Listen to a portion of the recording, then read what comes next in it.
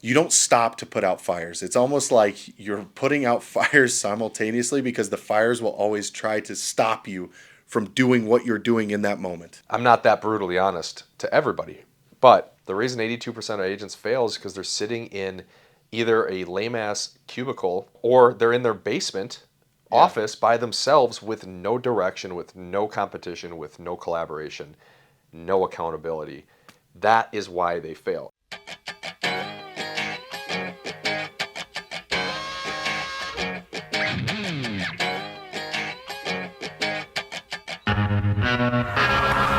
Well, I'm packing up my game and I'ma head out west. Welcome to the All or Nothing Real Estate Podcast, where we cut through the noise and deliver real insights, real experiences from real estate leaders for those wanting to grow their real estate business. If you have questions, submit your questions at allornothingpodcast@gmail.com. Follow us both on social, and if you find value in this show, share the show. Or if you think of somebody that needs to hear this, share the show. Parker, let's start with some wins. I always like to do that. So, you just got one. Yeah. Well, every day we want to win. Every I day know. we need to kill something, right? Yeah. That's what we say. Dude, I was joking last night. We went out to dinner after we left here, and I was like, "Isn't that hilarious?" Just Parker every day comes in. All right, who are we killing? Who are we killing? We have to kill something. We got to kill something today. Who's getting killed? I love it. Honestly, I have always felt like ever since the day I started real estate, if you don't do something productive every day, if you don't make a sale, Yeah. and in today's standards, if we don't recruit somebody great, like you're not moving the business forward. Yeah. And truly, since day one, I feel like every day you wake up, you're unemployed. I know people kind of throw that term around lightly in real estate.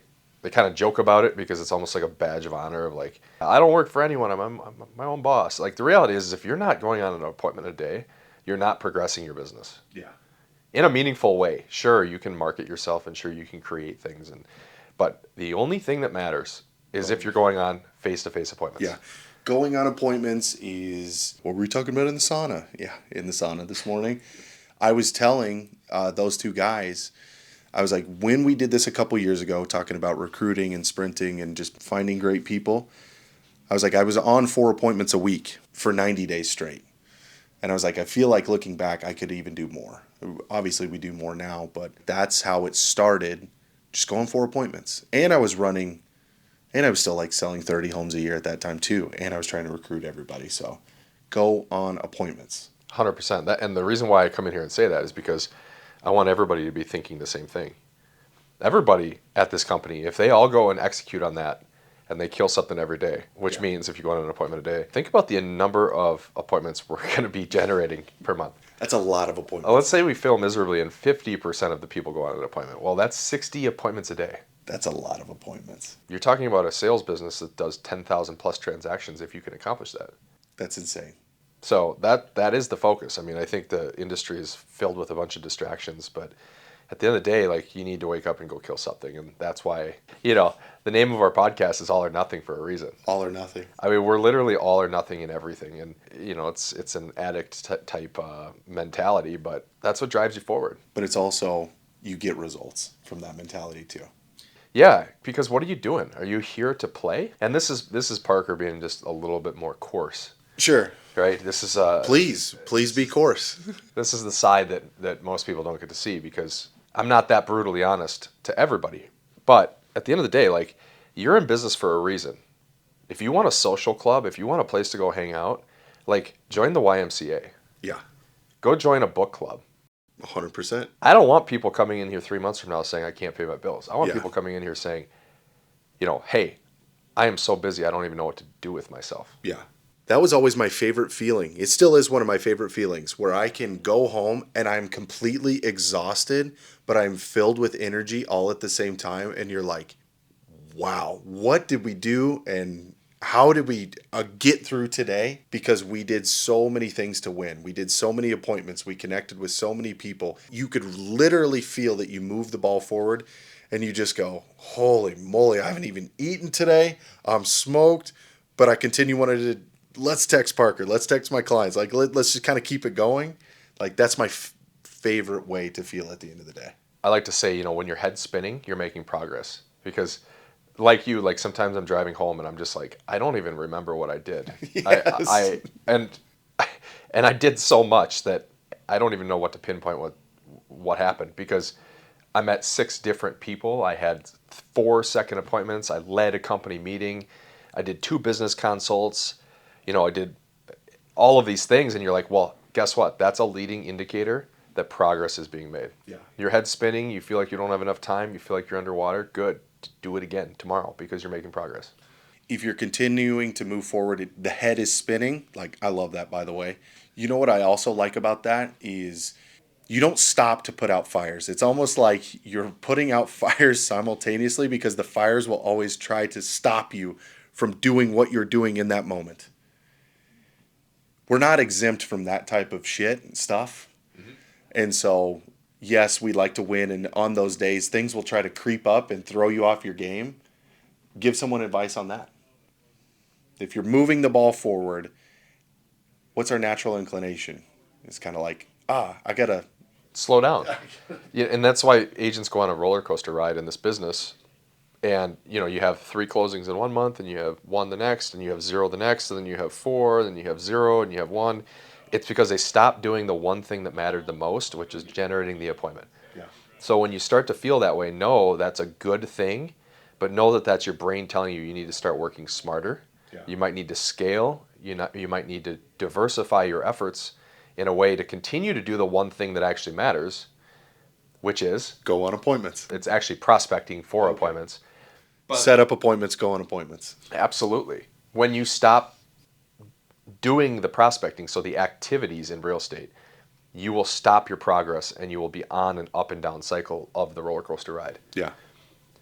And the same thing is true with what we're doing with growth. Yeah, if we stop making those calls, if we stop running our funnels, if we stop doing the activities, stop interviewing, stop. Absolutely. Yeah. Hey, let's even go further. If we stop filming the videos, if we stop writing authentic copy, if we stop being present everywhere that others are where our audience is, you will stop and you will have a roller coaster ride of growth. Yeah. Sure, you might spike 1 month, but then the next you're going to be low, and the next you're going to have inconsistency. Every day, actually, we're holding each other accountable to this every day. We don't even know it. Yeah. You know what it is? What is it? Every morning we wake up, we send an accountability text to each other. Yeah. Okay, but then what do? Then we go to the gym.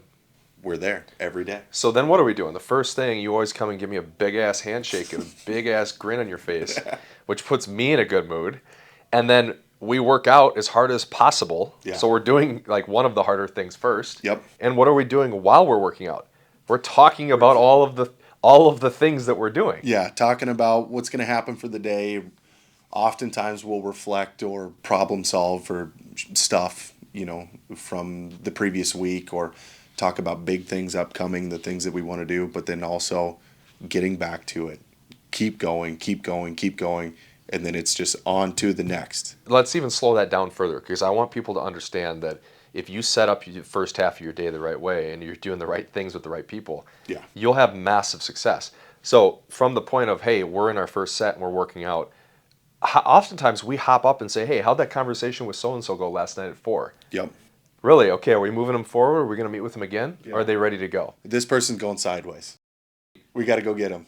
I mean, sure, we talk about the Chiefs from time to time, but 80% of our conversation is about like what we're doing and what we're going to go do. Yeah. And then we conclude, we go down, we typically hit like either a 30-minute cardio session where we're either making social media content or we're talking more about the people we're going after. Yep. And then we go in the sauna for like as long as our bodies will allow. Yeah, or the phones overheat. Phones overheat, yeah. Phones overheat and then you're dead. Yeah. Because half the time in the sauna we're sending messages out to people. Yeah. We're re-engaging people. We're actually prospecting in the sauna. Yeah. I don't think people realize that. No. So it's never turned off. And then let me even go further. So then afterwards, what are we doing? We're putting great food into our bodies. Mm-hmm. We're putting, supplements and protein and vitamins, and we're getting ourselves to the point where we're extremely well equipped to go have an amazing day. An amazing day. And then we get to the office roughly between a 15-minute window almost every single day. Yeah. And then you're ready to go have that great day. Yeah. That's why we're having... Fired up, full of energy, ready to not only make an impact on the new people that we're looking to work with and partner with, but the people that are here to show up, energize them, be an example for them, right? And so I want to point this out to anybody who's listening. We've been working together for about a year now. We brought 105 agents. We retained 88 of them in 2024. We will probably double that number in 2025 because of the progress we're making. yeah. And it all stems back down to the day. And like there's days where we don't feel like going in. There's No. days that we are sick or hurt. yeah. And like without being absolute dumbasses about it, Yeah. we still show up. We still We do do. the thing. I found the best version of myself this year. Thank you. Because of the pace that you run, the pace that you set, and how you hold me accountable. And that was an opportunity for growth for myself that I really didn't know that. And I always want to be the best version of myself. But where I found that I was going to grow the most was actually letting someone hold me accountable and showing up to, like, we'll talk about the gym. If I'm not at the gym, I know I'm going to get a text going, where are you at? Not coming in today? What's going on? Vice versa. I'm probably going to Or even worse, we track each other on Find My. So if I see him even in a shopping center that has a bar or a taco How are those shop, burgers? how are the burgers How are tasting? the burgers? Which obviously you gotta have fun too. But yeah, it's definitely all or nothing. It's very funny though. It is, but yeah, and the difference is when you're running alone, you have nobody else to hold you accountable. yeah, That's also why our environment here at Pemberton Homes is amazing for agents, because anytime they come in, they have that environment already created for them with like-minded people. Yeah. That's the key to this whole thing, right? Yeah. And if you look at the real estate industry in general, the reason 82% of agents fail is because they're sitting in either a lame-ass cubicle or they're in their basement office by themselves with no direction, with no competition, with no collaboration, no accountability. That is why they fail. If they had people like us saying, hey, these are the 3 things we're going to execute on today, and we're doing those things with them, and 15 other agents are doing them too, think about that rate. I bet you we could take that from 82% to 15%. it'd be crazy, but it all starts with a choice. Exactly. We want it for them, right? But they have to want that as well, right? And that's where the power of that choice comes in. To what you're saying is, that is one of my favorite things. I see Adam D in here today. He's in the office. I've already seen a couple agents walk up to him, dap him up, because he is at the top of the leaderboards for the last 2 months, 3 months, making calls, setting appointments. The closings are showing. I'm not sure if he was in that environment before he came over here, but I see him thrive in that kind of mentorship, kind of leading that way. And so that's the stuff that gets me fired up, seeing that type of culture. Yeah, and what we focus on is creating the environment. If Yeah. you create the environment, people will become successful. If people become successful, others are going to find out about it. They're going to tell others, they're going to bring others in, Yeah. and then they're going to have success, and it snowballs over and over and over, and that's powerful. Yeah. I want to circle back to that 82% fail rate, because I have my thoughts too. And I feel like there's not enough people actually setting real expectations for these agents that come into the business, or it's weaker leadership who are actually not going through the fire or have gone through the fire and actually telling them what is required to be successful in this, or to not even be successful, to actually make a living. Right. Well, think about how many brokerages are set up in a way where broker owner is not even involved in their lives. Yeah. You're just a number at the brokerage. So who is that person? Who's the person going to be?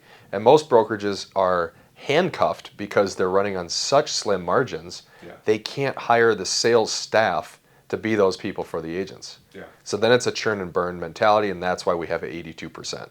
Yeah. That's what we're trying to change here. Is we're trying to bring this collaborative environment and a team model into the brokerage world.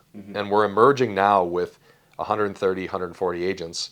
When we get to 200, 300, 400 agents, you're a major player in the real estate space. Yeah. You're now in a class of brokerages where It's no longer teams. It's now No. like companies. exactly, and that's what we're going after. Yeah. But by doing it with sales staff in place to do the things that we just talked about, Yeah. because 82% is unacceptable. No. Those are a lot of the 82% are hardworking, intelligent, motivated people, but they just fall off because they get into the business and they don't have any success out of the gate. Yeah. They have no plan. They're shooting from the hip. In fact, I just had a coaching consult with an agent who's going to be joining us on Tuesday. And I said, hey, tell me about all the activities you're doing in real estate. Well, I hold open houses. I send some cards out. I send some gifts. And actually, she had a really pretty dialed in 36 touch program. Yeah. But I said, how are you tracking this? How are you measuring this? How do you know if you're getting results? Yeah, how do you know what you can replicate on to have more success? And we looked at open houses, and I said, how many homes did you sell from open houses last year? Well, I think I sold like 12. Great. I love to hear that. Show me the 12, though. How many did you do? Yeah. Oh, I don't even know. Yeah, well, okay. So that's fine. Tell me about the process in which you held the open house. Was it consistent? Did you have a business plan in place? Did you track and measure the leads? Certain cities were more successful certain times, And the answer was no, no, no. And it's because most agents come into this business and they're like a cowboy. They're just shooting the gun from the hip. Yeah. And I said, all right, let's actually dial this thing in because number one, if we know how many open houses equate to one sale, then we have a predictable model in your business. It's a big math problem. Which becomes, how many homes do you want to sell from this one source? Yeah. Well, if we know that every, third open house, you sell a house. So it takes you 3 open houses to sell one house. I think it's 4. The stats are 4. And, you want to sell 15 homes? Yeah. Well, you have to do 45 open houses. Blake, can you commit to doing 1 open house a week on weeks that don't have holidays? I can commit to that. That's not a big ask, right? That is not a big ask. Awesome. Start the Google Sheet today. Send it to me so I can hold you accountable to that. Yep. It's just the little things like that we're just putting people in a better environment where they're more organized, they're more calculated, and they're running a business like a business versus like Pecos Bill, right? Yeah. To Pecos Bill. To Wyatt Earp, Pecos Bill. Just ripping shots from the Magnum pistol in his pocket. I will say, at least they're shooting, right? You have on the flip side of people not even wanting to take their shot because they don't have direction, right? Mm-hmm. Direction is in both senses that cool, you get to just hone it in a little bit, track this, imagine how much more success you'll have. Imagine how much better you'll feel about predictability in your business. Hey, I know if I sign up for 45 open houses this year in Dakota County, it's going to lead to X amount of GCI. I can count on that. Why? Because I've tracked it over the last 2 years, and it's part of my business plan now. Mm-hmm. And then you can start to really ramp it up. Hey, if I found out I actually don't need cookies. I did cookies half the time, not half the time, and I sold the open houses where I didn't need to spend that $1,000 from Crumble Cookie this year. So then you can start to make educated decisions. Well, let me say something about that. Sure, it's nice to send out, Crumble cookies, but we're not in the cookie business. We're in the real estate business. Yes. And if I'm a client, I'm not going to transact with somebody again just because they sent me cookies. No. So I'm not ripping on you here. What I'm saying is you need to be the advisor for your clients. Yeah. Treat it like another piece of advice that I gave this agent. Treat your real estate business like your financial advisor treats your portfolio. What are they doing? They're sending you a monthly statement on your performance. Yep. They're calling you quarterly to see if you want to make any adjustments. Yeah. They're checking in related to the portfolio or the success of it, right? Yep. They're calling you about tax implications, and they're connecting you to valuable relationships, vendors, people that can help you become more successful. And we're over here sending cookies. Yeah. Treat it more like an actual business, and you're going to see the results of a business, right? No. And I know that you do that, but you just opened the door for me to rip on the industry. So I completely agree, but where I was going with that is you actually don't need it. I found that I don't need to do that, right? Because I tracked it. Well, what happens if you send them a box of Crumble cookies and they're on a diet? Yeah. I mean, you're either taking them out of their diet, or they're throwing them in the trash. Yeah. Same thing with alcohol. Yes, I completely agree. And I don't want to come off as coarse, but these things matter. Yeah, they do. And setting it down to what are the questions that you're asking in these opens? Are you showing up literally when the open house starts, or are you prepping your route? Are you putting out 40 signs instead of 4? These things matter. Now you're getting into the business plan of the actual open house. Correct. The system that goes into it. Did you prospect before that? Did you invite the neighbors? Did you maximize the time that you committed to being there. It's a great point. Well, no one showed up. What did you do? Make people show up, right? There's a huge reason why people don't show up. It's not because the house or the agent. They don't know. They don't know. They don't know. Yeah, you're exactly right. And break down the sales cycle of the entire transaction. So what does it look like driving from your house to that house? Like you just said, what time do you get there? How early? Are you door knocking 10, 10, 10 before? Are you sending out flyers? All the way down to like, where are you parking? Yeah. I've seen agents park in the driveway of the house. Yeah. You know, and like they have no strategy of where they park. Yeah. One wheel is sitting on a sprinkler head in the front yard. No, no. Stop. Stop. Down to, okay, well, now I'm in the house. How am I setting up from right now until the first person that gets here? How am I getting genuine connections with people? Yeah. How am I getting their information so I can help them later? Yeah. And I think everyone is just, this is a human trait in general, but they're looking for just the lowest hanging fruit. So Sure. they want to put the iPad at the front door and just assume everyone's going to sign in. Yeah. They don't want to actually connect with them because they don't want to pressure them. Sure. Yeah, and to that point, I'm glad that we're kind of on this open house tangent here, but they've been around since, I don't know, the beginning of selling real estate. They work, right? The thing that would, when I was running the team, that would drive me nuts would be like, open houses don't work. No, they do. They work really well if you work them properly. Make everyone sign in. Hey, the owner of the house is requiring everyone to sign in today.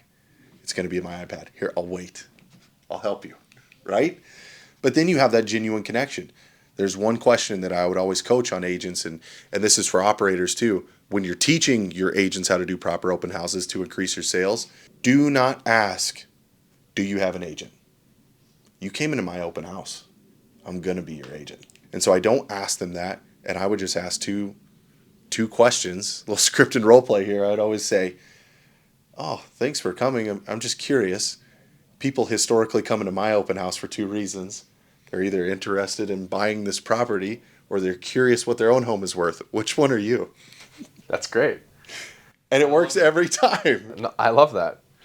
So, What are you really doing to provide value? yeah.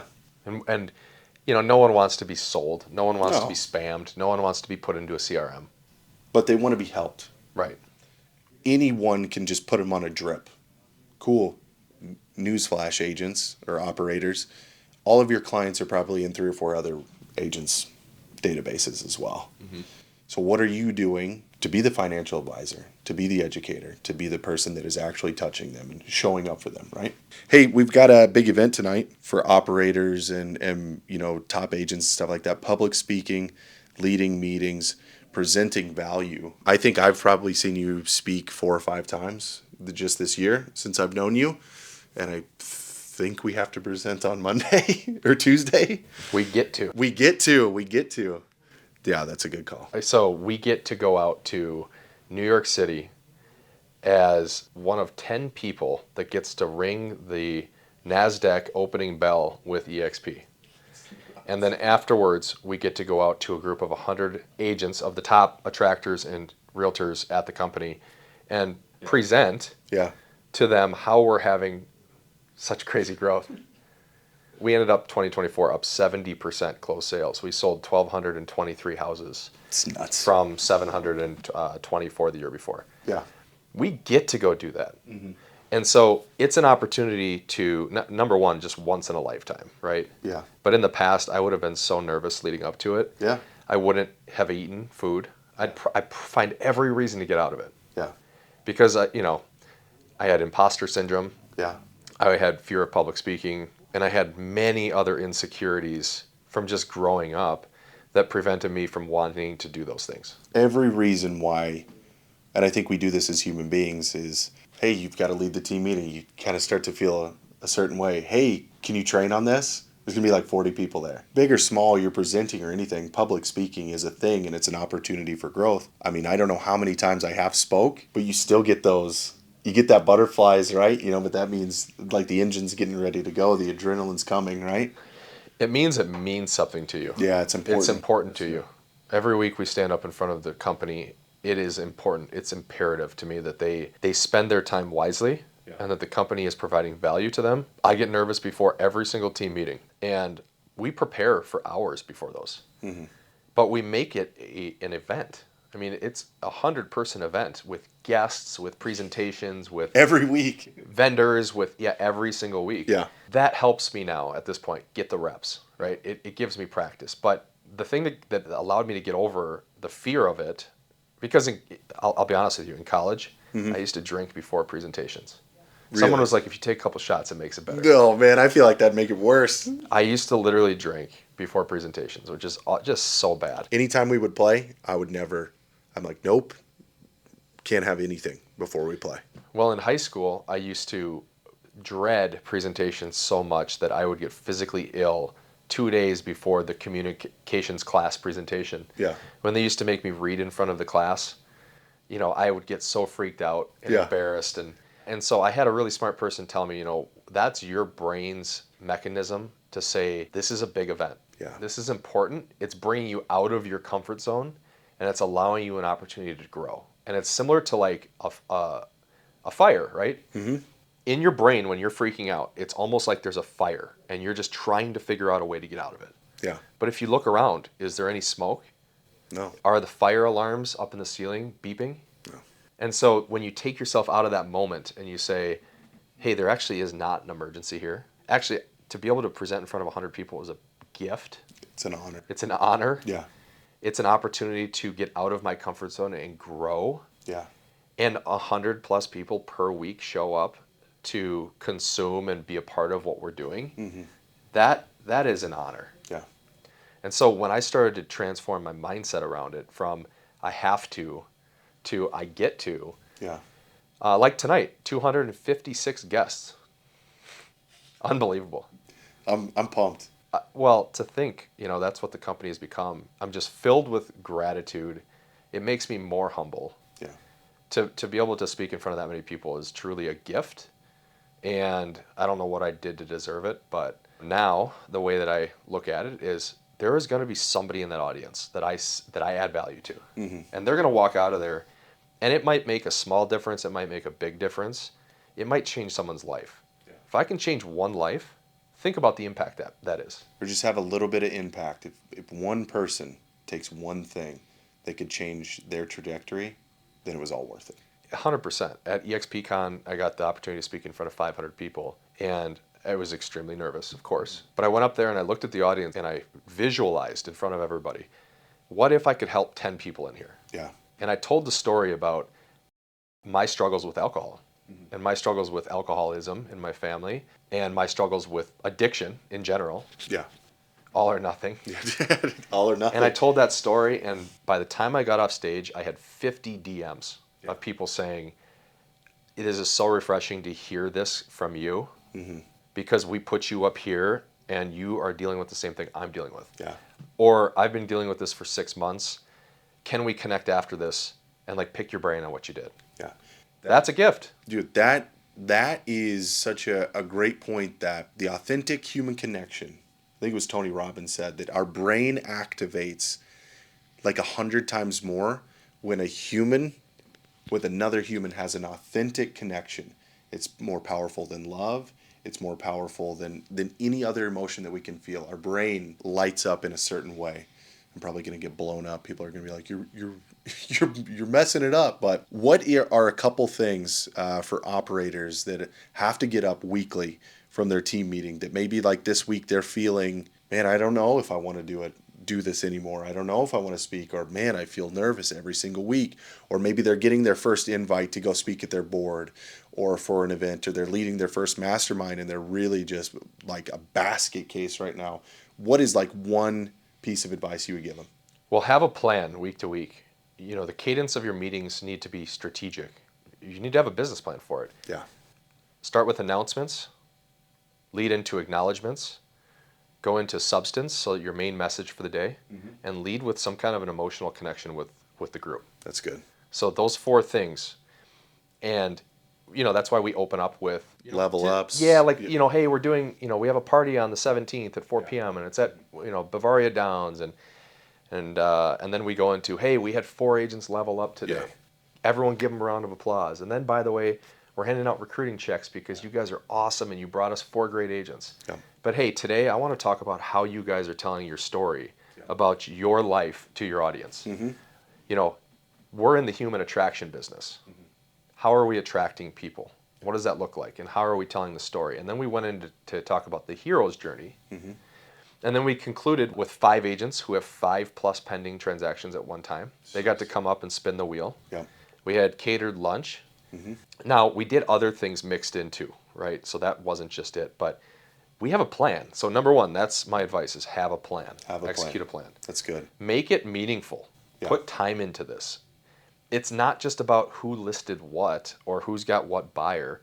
Make it something that they can connect to week over week. Because now what you're doing is creating that environment, like we talked about. Yeah, that's good. My one piece of advice is more on the get to aspect. Having spoke many times now and been on stage, and slow down and kind of smile and make eye connection with. I told you this morning, like, go and fist bump people, thank them for coming, and just slow down, take some breaths, and even if it's a team meeting of 8, you get a team of 8, slow down and go, man, I get to do this right now. Can I just tell a quick story? Yeah, of course. You're a fantastic speaker. Thank you. I don't know about that. You have this. Everyone that is, whoever's listening to this knows that you're an audience builder, right? You're an energy builder. But anybody that wants to become like you or wants to just get better in general, start studying this stuff. Rene Rodriguez is a fantastic public speaker. He coaches on your influence to your audience. Yeah. And he tells this one story about how he got called up to this massive presentation, 5,000 people at a business conference. And he found out hours before that he was going to go on right after lunch. Right after lunch, everyone has plates everywhere, Yep. there's glasses, clinking, They're going to the bathroom, coming in and out. Yeah, exactly. And that is the most disruptive time of any conference, which is right after lunch, and people are getting tired, and it's the hardest time to connect with the audience. So he said, man, I got flown out here and they put me in this spot. I got to do something that's going to change the environment of the room. Yeah. And so what he did was he stood up there and he said, hey, I want everybody in this room to give the wait staff a round of applause. They've done an awesome job. Lunch was great. Thank you so much. Wait staff, please come out and start clearing plates. Yeah. Right away. So what he did is he acknowledged it first. Yep. And then what he said is he ordered and took control of the wait staff. So he took the power back in the room. Yeah. They came out and they cleared the plates. He gets off stage, walks around for 10 minutes, Yeah. shaking hands and connecting with the audience, introducing himself before he goes up there. And by the end of the time, when all the plates were gone and the wait staff was out of the room, he goes back up on the stage and he's got everybody's attention. Yeah. And that will stick with me because he took a really bad situation for a speaker and he turned it into an incredible opportunity to captivate the attention of the audience. It's so good. Rene Rodriguez is somebody that you should all follow and study. He actually lives in Wayzata. Yeah, isn't that Yeah. wild? Like, Yeah. oh yeah, he lives in Minnesota. Oh, that's so cool. And to that, I'm just now realizing as you're sharing that story, with him going and connecting with people before speaking, he's almost creating a buy-in beforehand. Like, oh, I just met that guy. I'm going to listen to that guy. And he probably does it strategically around the room. And so you've got people that, no, pay attention. Like that type of creating a buy-in before going on stage. It's genius. Yeah, you're demanding the respect of the audience because you are being the aggressor if you think about it. You're coming straight out and saying, hey, my name is Parker. Thank you so much for being here. I'm excited to speak to you today. Yeah. And that flips the power of the room. Thank you guys so much for being here. Give yourselves a round of applause for coming. Let's all stand up. Stand up. Let's change the atmosphere in here. Get the energy going. The flip side is he just goes straight into his presentation. Yeah. And all of a sudden, 15 wait staff members are clearing all the plates and it's loud and no one's paying attention and they're on Facebook and checking email and then all of a sudden it's not memorable. It was a waste of his time. Yeah. I don't know. Whoever heard that, that's a really powerful technique. No, I know that's like masterclass stuff. No, I love it. Awesome, man. I think that's time for today. I think that's really good. Again, this has been the All or Nothing podcast. Follow us on social. We're going to be doing this every week. If you have any questions or you want to submit anything to us, allornothingpodcast@gmail.com. Follow me, Parker, on social. Subscribe to the show. And if you found any value in this, share it with somebody that you feel like have some impact. Have a great rest of the week, guys. See you next time. Well, I'm packing up my game and I'ma head out west.